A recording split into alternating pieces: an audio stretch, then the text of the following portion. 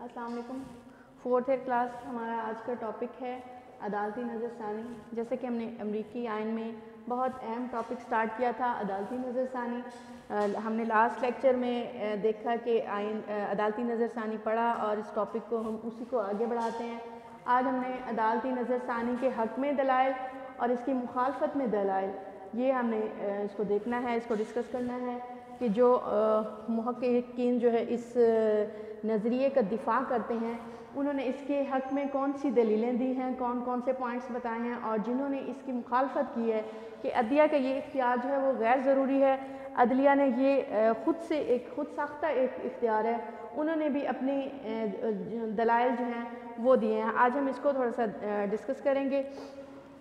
سب سے پہلے تو ہم دیکھتے ہیں اس کا دفاع، کہ عدالتی نظر ثانی کا دفاع ہم کریں گے کہ جو محققین اس نظریے کو صحیح سمجھتے ہیں انہوں نے اس کے دفاع میں کیا کہا اور کس طرح سے اس کو ثابت کیا۔ وہ کہتے ہیں کہ یہ اصول امریکی نظام کا ایک بنیادی اصول قرار پایا جاتا ہے اور اس اصول کی وجہ سے ہی آئینی نظام کو بڑی کامیابی ملی ہے، کیونکہ اس میں کیا ہوا جی، امریکی وفاق کو استحکام ملا، نمبر 2 عوام کی شہری آزادیاں ان کو ملی اور حقوق ان کے محفوظ ہوئے۔ اس اصول کی وجہ سے امریکی قوم کو بہت فائدے پہنچے۔ یہی وجہ ہے کہ اس اختیار کے دفاع کے دلائل جو ہیں وہ مضبوط صورت جو ہے وہ اختیار کر گئے ہیں۔ جیسے سب سے پہلے ہم نے دیکھا کہ چارلس بیرڈ ایک محقق ہے، اس کی تحقیق ہم اس میں دیکھتے ہیں کہ اس نے جو فلاڈیلفیا کنونشن ہوا تھا 1787 میں، وہ اس کا حوالہ دیتا ہے اور اس نے کہا جی ایک تحقیق سے ثابت کیا کہ 1787 کی جو فلاڈیلفیا کنونشن تھا اس میں سے 25 میں سے 17 ارکان نے عدالتی کنٹرول کی ڈائریکٹ یا انڈائریکٹ حمایت کی، یعنی چارلس بیرڈ یہ ثابت کرتا ہے کہ جو 1787 کی جو کنونشن تھا اس فلاڈیلفیا کنونشن، اس میں عدالتی کنٹرول کے حوالے سے بات کی گئی ہے اور اس میں 17 ارکان جو ہے وہ عدالتی کنٹرول کے حق میں بات کرتے ہیں اور اس کی حمایت کرتے ہیں کہ یہ عدالتی کنٹرول جو ہے وہ صحیح ہے، اس کو حق بجانب کہتے ہیں۔ صرف ایک نمائندہ تھا جس نے عدالتی کنٹرول کے خلاف رائے کا اظہار کیا، اور اس تحقیق سے یہ بات جو ہے وہ غلط ثابت ہوتی ہے کہ سپریم کورٹ کے لیے آئین سازوں نے وہ رول منتخب نہیں کیا تھا، جس طرح کہ ہم نے عدالتی نظر ثانی جب سٹارٹ کیا تھا یہ ٹاپک تو ہم نے کہا تھا کہ جو سپریم کورٹ نے یہ بات کی کہ آئین ساز جو ہے اس چیز کو کیسے، اس کا دفاع کیسے کر رہے ہیں، آئین سازوں نے اس کو کیسے اس کو ثابت کیا، یا جو لوگ اس کی مخالفت کرتے ہیں وہ کہتے ہیں کہ ایسا ثابت نہیں ہوتا۔ کنونشن کے اگر ہم بیک گراؤنڈ میں چلے جائیں، جو 1787 کا فلاڈیلفیا کنونشن تھا اس میں سپریم کورٹ کا یہ رول جو ہے وہ نہیں ثابت ہوتا جو اب سپریم کورٹ لے رہی ہے۔ تو اسی چیز کو ثابت کرنے کے لیے چارلس بیرڈ نے کہا کہ سپریم کورٹ کے حق میں یہ بات آتی ہے کہ اس وقت کے جو نمائندے تھے وہ اس کی حمایت کر رہے تھے عدالتی اختیار کی۔ نیکسٹ ہم دیکھتے ہیں کہ لارڈ وائس نے اس کو کس طرح سے اس حق کا دفاع کیا ہے۔ لارڈ وائس عدالتی نظر ثانی کا دفاع کرتا ہے، وہ کہتا ہے کہ عدالتی نظر ثانی کی بدولت ہی عدلیہ مضبوط ہوئی اور وہ آئین کی جاندار آواز بن گئی۔ اس اصول کی بدولت ہی چیک اینڈ بیلنس کا نظریہ جو ہے وہ اس کو پروموٹ کیا گیا، یعنی روک ٹوک اور توازن کا نظریہ، اور اس میں جان پیدا ہو گئی امریکی آئین میں۔ اس لیے اس کو امریکہ کا جاندار آئین کے حوالے سے بھی ہم اس کو ڈسکس کرتے ہیں کہ اس نے امریکہ کے آئین میں کس طرح سے جان ڈالی ہے، اس اختیار نے یا عدلیہ کے اس اختیار نے امریکی آئین کا کس طرح سے دفاع کیا ہے۔ امریکی آئین بہت مختصر تھا، عدلیہ نے ہمیشہ اس کی تشریح کی اور اپنے اختیارات کی بدولت آئین کو ہمیشہ زندہ اور متحرک رکھا، اس لیے اس کو لیونگ آرگنزم کا نام دیا جاتا ہے کہ یہ امریکی آئین جو ہے ایک زندہ آئین ہے۔ تو اس کی وجہ کیا ہے، وہ کہتے ہیں کہ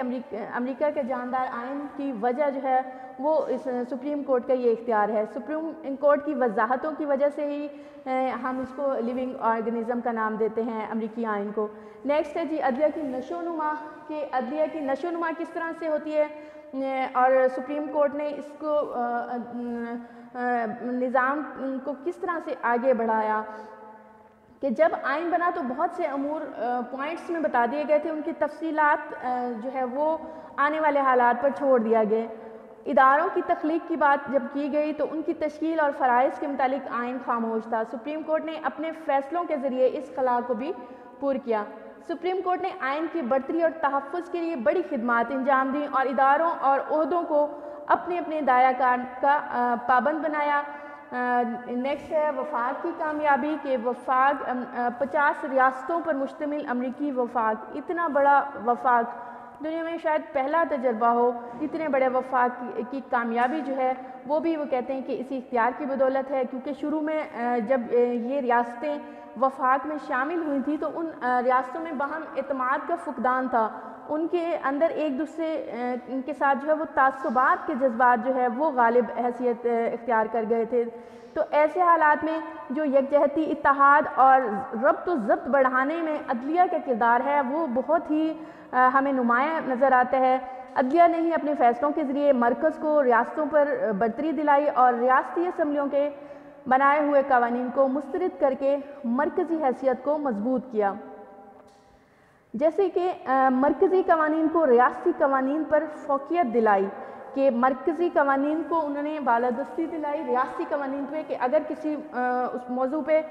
مرکز بھی قانون بناتا ہے اور ریاستیں بھی بناتی ہیں تو انہوں نے مرکزی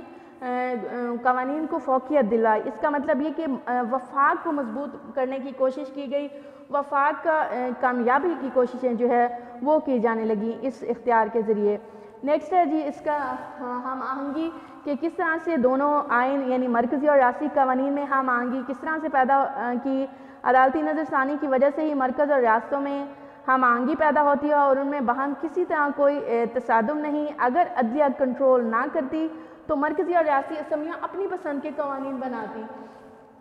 کس طرح، جیسے ہم نے پہلے بھی بات کی کہ مرکز کے قوانین اور ہوتے، اسمبلیوں کے ریاستی اسمبلیاں اور قوانین بناتی، اس طرح دو متضاد قسم کے قوانین جو ہے وہ عوام کے سامنے آتے ہیں، جس سے عوام کو پریشانی کا شکار ہونا پڑتا ہے، وہ ان کے اندر جو ہے وہ ایک الجھاؤ جنم لیتا۔ مگر یہ سپریم کورٹ کی بدولت ہے کہ قانون سازی اور انتظامی اداروں میں ہم آہنگی پیدا ہوئی اور یہ نظام جو ہے وہ سموتھلی چلتا رہا۔ نیکسٹ پوائنٹ ہے جی بنیادی حقوق اور جمہوریت۔ عدالتی نظر ثانی کی بدولت ہی مرکزی اور ریاستی اسمبلیاں کوئی ایسا قانون نہیں بنا سکتی اور نہ ہی کوئی ایسا حکم صدر نافذ کر سکتا ہے کہ جو عوام کے بنیادی حقوق کے خلاف ہو، کیونکہ بنیادی حقوق تو آئینی دستاویز کا حصہ ہیں اور ان پر بہت زیادہ فوکس کیا جاتا ہے۔ جیسے کہ اس کی ہم اگزامپل لیں، ابراہم لنکن امریکی ایک صدر نے جب قومی سلامتی کے نام پر خانہ جنگی کے دور میں شہریوں کے بنیادی حقوق کو معطل کرنے کا حکم جاری کیا تھا، تب بھی سپریم کورٹ ہی تھی جس نے اس حکم کو غیر آئینی کہہ کر حقوق عوام کو واگزار کرائے۔ اگر عدلیہ اپنی اس قوت کے ساتھ امریکہ میں موجود نہ ہوتی تو انتظامیہ کسی نہ کسی بہانے ایمرجنسی نافذ کیے رکھتے اور عوام جو ہے وہ ظلم و تشدد کا شکار رہتے۔ تو اس کا مطلب ہے کہ عدلیہ کے اثر کی بدولت ہی امریکہ میں جمہوری قدریں پروان چڑھی اور جمہوریت کو کسی ادارے کی طرف سے کوئی خطرہ نہیں ہے اور جمہوریت کو سموتھلی چلنے میں اس نظام نے جو ہے بڑا اس کی مدد کی۔ یہ نظام سموتھلی چلتا رہا، عدلیہ ڈھال بن کر آئین کی حفاظت کرتی رہی۔ برطانیہ کی مثال لیتے ہیں یہاں پہ ہم کہ عدالتی اجازت کے اختیار کے مخالفین جو ہیں وہ برطانیہ کی مثال دیتے ہیں۔ وہ کہتے ہیں کہ برطانیہ میں جمہوریت اور حقوق موجود ہیں، حالانکہ وہاں عدالتی نظر ثانی کا اختیار استعمال نہیں ہو رہا۔ تو ایسا کہنے والوں کے لیے یہی جواب کافی ہے کہ برطانیہ جیسا ملک جہاں پر وحدانی نظام ہے اس میں شاید اس کی اتنی ضرورت نہ ہو جتنی کہ امریکہ میں اس کا استعمال ہونا ضروری ہے، کہ امریکہ 50 ریاستوں پر مشتمل ایک وفاق ہے تو اس کو چلانے میں عدالتی نظر ثانی کا اختیار یا عدلیہ جو اختیار استعمال کر رہی ہے وہ ضروری ہے۔ جی یہاں تک ہم نے بات کی عدالتی نظر ثانی کے حق میں جو پوائنٹس تھے، جو محققین اس کے دفاع کر رہے ہیں انہوں نے کیا پوائنٹس دیے۔ اب ہم عدالتی نظر ثانی کی مخالفت میں جو محققین دلائل دے رہے ہیں یا انہوں نے جو تحقیق کی ہم اس کو ڈسکس کریں گے کہ عدالتی نظر ثانی کی مخالفت میں جو لوگ بات کر رہے ہیں انہوں نے کن پوائنٹس کی اور کن دلیلوں کی بنا پہ بات کی۔ جیسے ہم یہاں اگزامپل لیں گے صدر جیفرسن کی کہ انہوں نے کس طرح سے عدالتی نظر ثانی کو غلط کہا یا عدالتی نظر ثانی کے اصول کو غیر ضروری اور آئین کے منافی کہا۔ سابق امریکی صدر جیفرسن نے عدالتی نظر ثانی کے اصول کی مخالفت کرتے ہوئے صاف کہہ دیا کہ دستور سازوں کا ارادہ حکومت کے تینوں شعبوں یعنی مقننہ، انتظامیہ اور عدلیہ کو آزاد اور جداگانہ شعبے تشکیل دینے کا تھا۔ عدالتی نظر ثانی کا اختیار تو سپریم کورٹ نے از خود اپنا لیا، جو کہ دستور کی بنیادی روح کے منافی ہے، کیونکہ اس سے علیحدگی اختیارات کے اصولوں کی نفی ہو جاتی ہے۔ یعنی صدر جیفرسن یہ ثابت کرنے کی کوشش کر رہے ہیں کہ جو عدالتی نظر ثانی کا اختیار لیا ہے عدلیہ نے، یہ غیر ضروری ہے، کیونکہ آئین ساز جو تھے وہ تینوں شعبوں کو خاص اور نمایاں مقام دینا چاہتے تھے، یعنی مقننہ، انتظامیہ اور عدلیہ کو، لیکن عدلیہ نے اپنی برتری ثابت کرنے کے لیے یہ اختیار خود سے لے لیا ہے۔ نیکسٹ پوائنٹ ہے کارون کی تحقیق کہ پروفیسر کارون نے اپنی تحقیق کی روشنی میں پروفیسر بیڈ کے نظریے کو غلط ثابت کیا، جیسے کہ یہاں ہم نے چارلس بیڈ کی تحقیق بتائی تھی، اس نظریے کو اس نے غلط ثابت کیا۔ وہ کہتا ہے کہ بیڈ کے نظریے کو چیلنج کرتے ہوئے لکھتا ہے کہ 1787 کی فلاڈیلفیا کنونشن میں موجود نمائندوں نے نظر ثانی کے اصول کا خاص ذکر نہیں کیا تھا، اور جتنا ذکر کیا تھا اس سے یہ ثابت کر لینا کہ وہ عدلیہ کو ہی خاص مقام دینا چاہتے تھے، یہ بات جو ہے وہ صحیح ثابت نہیں ہوتی، یہ کوئی خاص اس میں جان نہیں ہے اس بات میں۔ اس بات کے لیے اس کے پاس یہ دلیل ہے کہ اگر ایسا ہوتا تو پھر عدالتی نظر ثانی کا جو اختیار استعمال ہو رہا تھا وہ آئین کے فوراً بعد ہی شروع ہو جاتا، جبکہ یہ اختیار تو پہلی بار 1803 میں استعمال ہوا، اور اس سے ثابت ہوتا ہے کہ آئین کی تخلیق میں اس اختیار کا کوئی ذکر نہیں تھا۔ یہ عدلیہ نے اس اختیار کو خود سے لے لیا، یا یہ عدلیہ کا خود ساختہ اصول ہے جو کہ بعد کی پیداوار ہے۔ اس طرح عدالتی نظر ثانی کا اختیار جو ہے وہ علیحدگی اختیارات سے بھی متصادم ہے، یہ اس سے بھی ٹکراتا ہے کہ اس کے علاوہ جو ہے ججوں اور قانون سازوں کے حلف کی بات کی کہ چیف جسٹس مارشل نے کہا جی اس کی حمایت میں کہا تھا کہ ججوں کو آئین کے مطابق عمل کرنے کا اختیار ہے جس کے مطابق وہ حلف اٹھاتے ہیں۔ تو وہ کہتے ہیں کہ اگر جج آئین کے مطابق حلف اٹھاتے ہیں تو یہی بات جو کانگریس کے ممبرز ہیں یا ایوان نمائندگان کے ممبرز ہیں ان کے بارے میں بھی تو یہ بات ہو سکتی ہے، وہ بھی تو اپنے عہدوں کا حلف جو ہے وہ آئین کے مطابق ہی اٹھا رہے ہیں۔ اس حوالے سے عدلیہ کے ججوں کے حلف کو آئین سازوں کے یا قانون سازوں کے حلف پر اتنی ترجیح کیوں دی جا رہی ہے؟ تو یہ جو ہے وہ صحیح نہیں ہے۔ در حقیقت ججوں نے یہ اختیار جو ہے وہ خود سے حاصل کر لیا ہے۔ نیکسٹ پوائنٹ ہے جی میک پینس، میک پینس لکھتا ہے کہ اگر عدالتی جائزہ کے اصول کو تسلیم کر لیا جائے تو یہ بھی ماننا پڑے گا کہ کانگریس کے ارکان میں عقل و فراست کی ججوں کے مقابلے میں کمی ہے۔ کہ آپ نے کہا کہ جو کانگریس کے ججز ہیں، کانگریس کے ممبرز ہیں، انہوں نے بھی حلف لیا، اور عدالتی جو ججز ہیں، ماہرین ہیں، عدلیہ کے ماہرین ہیں، انہوں نے بھی حلف لیا، تو پھر اس کا مطلب ہے کہ ججز کے مقابلے میں جو قانون ساز ہیں ان میں عقل و فراست کی کمی ہے۔ نیکسٹ جو ہے وہ جسٹس آلیور ہومز نے عدالتی نظر ثانی پر تنقید کی اور اس اختیار کو غیر ضروری سمجھا۔ وہ کہتا ہے کہ میں نہیں سمجھتا کہ سپریم کورٹ کانگریس کے بنائے ہوئے قوانین کو مسترد کرنے کا اختیار کھو دے، یعنی جو نظر ثانی کا جو اختیار استعمال کر رہی ہے سپریم کورٹ، اگر یہ اختیار جو ہے وہ استعمال نہ کرے تو ریاست ہائے متحدہ امریکہ کا خاتمہ ہو جائے گا، یا ریاست ہائے متحدہ امریکہ میں کوئی مسئلہ پیدا ہو جائے گا، یعنی اس اختیار کو استعمال کیے بغیر بھی ملک کا نظام جو ہے وہ ٹھیک طریقے سے چلتا رہے گا۔ جسٹس واشنگٹن نے کہا تھا جی قانون سازوں کی حب الوطنی کا جذبہ، عقل و شعور کی پختگی اور اخلاقی ذمہ داری ان قوانین کی بنیاد ہوتی ہے جسے قانون ساز تخلیق کرتے ہیں۔ نیکسٹ پوائنٹ ہے جی جمہوریت کی منافی، کہ عدالتی نظر ثانی کے اختیار جمہوریت کی نفی کرتا ہے، کیونکہ سینٹ کے 100 ارکان اور ایوان نمائندگان کے 435 ارکان کے علاوہ صدر مملکت کے سگنیچر سے پاس ہونے والا کوئی مسودہ جو ہے اگر آئین سے متصادم ہو تو یہ ان افراد کو اس بات کا علم کیسے نہیں ہوگا کہ اتنے سارے لوگوں نے ایک پوائنٹ کو آگے وہ لے کر چلے ہیں، تو وہ کیسے ایسا کر سکتے ہیں؟ اور سپریم کورٹ کے 9 جج ہی یہ صلاحیت رکھتے ہیں کہ ان کو پتہ چل جاتا ہے کہ یہ قانون جو ہے وہ آئین کے منافی ہے۔ یہ بھی تو ہو سکتا ہے کہ عدلیہ جس قانون کو مسترد کر دے وہ عوام کی امنگوں کے عین مطابق ہوں، کہ اب عدلیہ نے تو یہ کہہ دیا کہ یہ آئین سے متصادم ہے، لیکن وہی قوانین جو ہے وہ عوام کے حق میں ہوں، یہ بھی تو ممکن ہے۔ اس کے علاوہ نیکسٹ پوائنٹ جو دیا ہے وہ ہے مخالفت برائے مخالفت، کہ اگر ہم اس کا تاریخی مطالعہ کریں اس اختیار کا کہ کب استعمال ہوا اور کتنی بار استعمال ہوا، تو یہ اکثر جو عدلیہ کے ہاتھوں مسترد ہونے والے قوانین ہیں وہ اس لیے نشانہ بنے یا تو چیف جسٹس اور صدر یا چیف جسٹس اور کانگریس کے درمیان کوئی کانفلکٹس چل رہے تھے تو تب یہ اختیار جو ہے استعمال ہوئے، صرف ایک دوسرے کو نیچا دکھانے کے لیے ہی اس اختیار کو بار بار استعمال کیا جاتا رہا۔ ظاہر ہے کہ یہ سب جو ہے وہ مخالفت برائے مخالفت ہی ہے، ورنہ اس میں کوئی جان نہیں ہے اس تحقیق میں یا اس پوائنٹ میں۔ اس کے علاوہ ججوں کی صلاحیت و اہلیت کی بات ہم کرتے ہیں کہ اگر ججوں کا چناؤ اہلیت و قابلیت کو مد نظر رکھ کر کیا جاتا تو بھی عدالتی نظر ثانی کی حمایت کی جا سکتی تھی، یعنی جو محققین یا جو مفکرین اس عدالتی نظر ثانی کی مخالفت کر رہے ہیں وہ کہہ رہے ہیں کہ اگر ججز کا چناؤ اہلیت اور قابلیت کو مد نظر رکھ کر کیا جاتا تو ہم اس نظریے کی حمایت کر سکتے تھے، مگر ججوں کا تقرر جو ہے وہ کس طرح سے ہوتا ہے؟ محض سیاسی بنیادوں پر، جیسے ہم نے پیچھے بھی پڑھا تھا کہ عموماً صدر ایسے ارکان کو جج بناتا ہے جنہوں نے اس کی انتخابی مہم میں اس کو سپورٹ کیا ہوتا ہے، اس کی سیاسی جو مقاصد ہیں ان کو آگے بڑھایا ہوا ہوتا ہے۔ تو ججز جو ہیں وہ لوگ ہوتے ہیں کہ جنہوں نے صدر کی الیکشن کمپین میں زیادہ سے زیادہ اچھی کارکردگی دکھائی ہوتی ہے، تو صدر جو ہے وہ بطور انعام ایسے عہدوں پر اپنے خاص لوگوں کو جو ہے وہ پہنچا دیتا ہے۔